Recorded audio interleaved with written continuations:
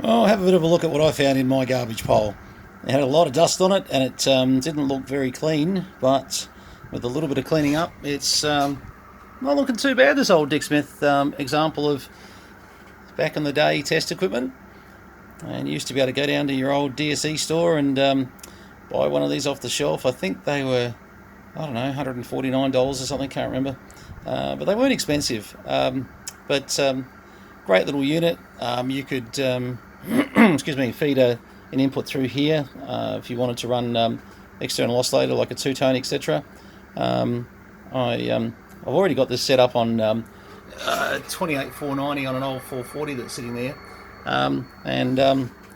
We'll just sort of plug into the internal modulator. There we go. Our little bit here, little piece here is a little bit off. It could be back a little bit this way, just a tad. But the attenuator seems to work all right. The oscillator obviously has quite a bit of variation. But there you go. There we go to more attenuation there. And that was a switched attenuation. And then we can drag it right back. And as you can see, the oscillator does tend to be a little bit variable as you are starting to tune. Let's get rid of that noise for a minute. You know, they weren't the most stable, but if you needed something to be able to poke into the back of a radio and to, you know, peak the receiver, so you're forever sort of attenuating, so that you're trying to get the least amount of signal coming out of the receiver. These were a good little device for what they were. They, you know, look, you know, compared to some of the other stuff we use, of course, you know, the Motorola's and the HPs and the Marconi's that over there. Sure, I mean, you know, that's definitely, you know, stable. Even the IFR little 500s are, you know, rock solid stable. But you know, this is more for the guy that just wants to be able to just prove that the receiver is actually working on anything between 100 kilohertz to 150 megs. So, you know, it was a great little, well, I was going to say kit, but no, they sold them as a going concern. And I'm sure you could do something about that oscillator that varies, you know, with that up and down sort of where it's, wouldn't be too hard to sort of lock something in a bit better than that. I mean, it's okay. It's just as we're moving the amplitude, it's slightly changing frequency. Anyway, enough of that. Right there, that goes. But yeah, overall, to have something this old, I would have thought this is late 80s. You know, I can just see a nice Dick Smith signature about here. Hint, hint. Anyway, we're still trying to get that organised. But I think one day we'll get sorted, and that will be good. Yeah, what have I done there? Oh, I see. It's still seeing the carrier there because I've actually just taken off the modulation. So when I put the modulation back or go to external, and there's your external modulation, you can hear it there. My finger is adding capacitance to it and just... yeah, but not too hard to tune either. I found it wasn't too sort of touchy. I say that, and I need to put it back onto here to be able to do that. Yep, so finding a signal, getting it back on the 490, even though the dial is reading a little bit out, is not that hard. Get rid of the noise again.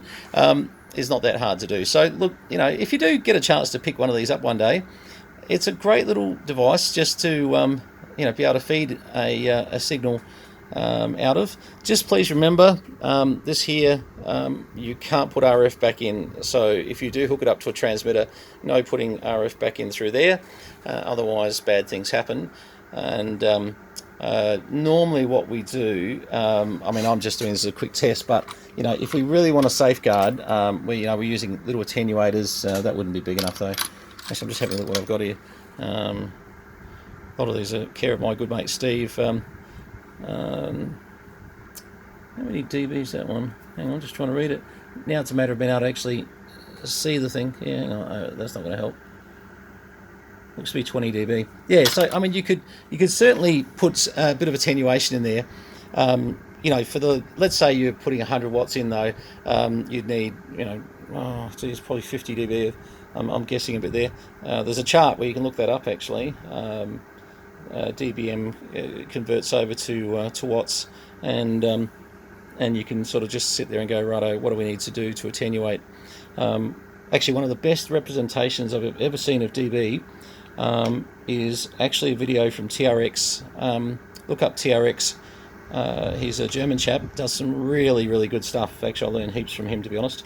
And he does he does a video on spectrum analyzers, but it's really saying, well, why can't I just hook up my spectrum analyzer or my signal generator straight to to power? And explains. And for a lot of people, it may be too simple, but you know what? There's some stuff he goes into later in the video that really does give you a refresher course on just exactly why it is we all need to think about padding things down and using little boxes like these. I find these are great.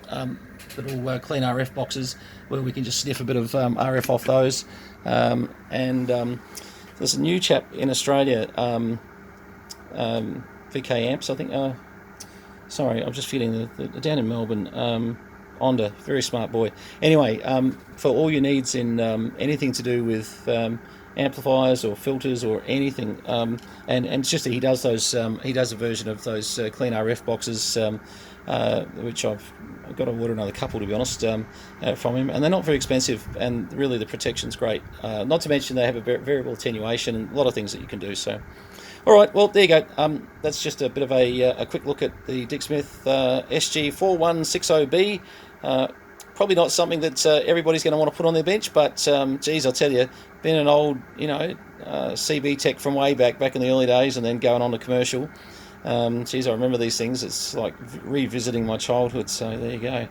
All right, 73s to you. All the best. Thanks very much for having a look. Cheers.